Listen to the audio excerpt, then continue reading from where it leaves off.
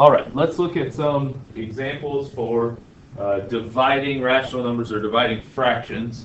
I think that multiplying fractions is pretty easy, so anytime you can change a problem so it looks like multiplication, it should make the problem a lot easier, because for multiplying fractions, you just multiply straight across.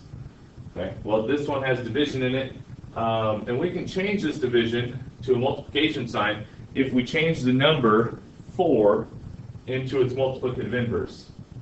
So if you divide by a number, you can always multiply by its multiplicative inverse, because dividing by 2 is the same as multiplying by 1/2. That's a good little example for it. So dividing by 4 should be the same as multiplying by 1/4.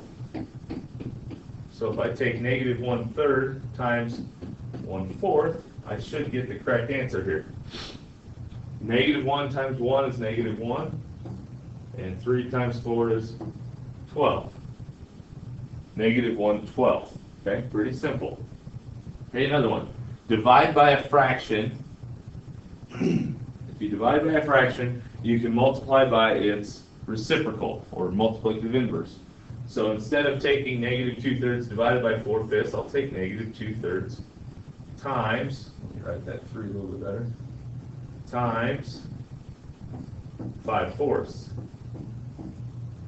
Okay? You can multiply straight across here. Negative 2 times 5 is negative 10. 3 times 4 is 12. This time we have something that can cancel. 2 comes out of both the 10 and the 12, so we have negative 5/6, and we reduce that.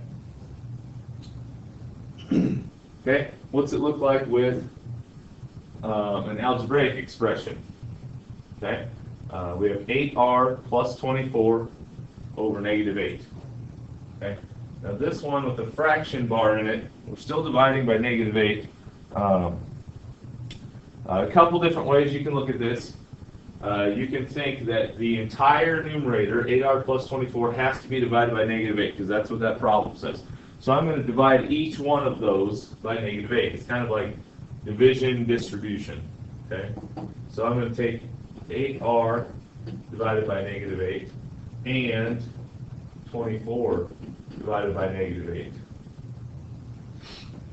Okay, and then we simplify. 8's cancel. We have negative r, because there's a minus on the bottom and r on the top. Okay, and then 24 divided by 8 is 3, so minus 3. Okay.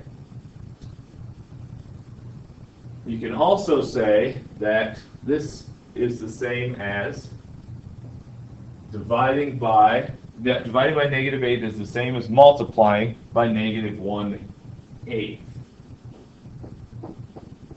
So if you wanted to, you could go about it this way. Okay? Instead of dividing by negative 8, we're going to multiply by negative 1/8. So I put the entire numerator in parentheses, because I know that I was dividing the entire numerator by negative 8. So now I am going to multiply the entire numerator by negative 1/8. So in this case, I have to distribute. Okay, and we can kind of do this in our heads. Negative 1/8 times 8r. Well, the negative 1/8 times 8, they're multiplicative inverses. So you get a 1. So it's a negative r, negative 1r.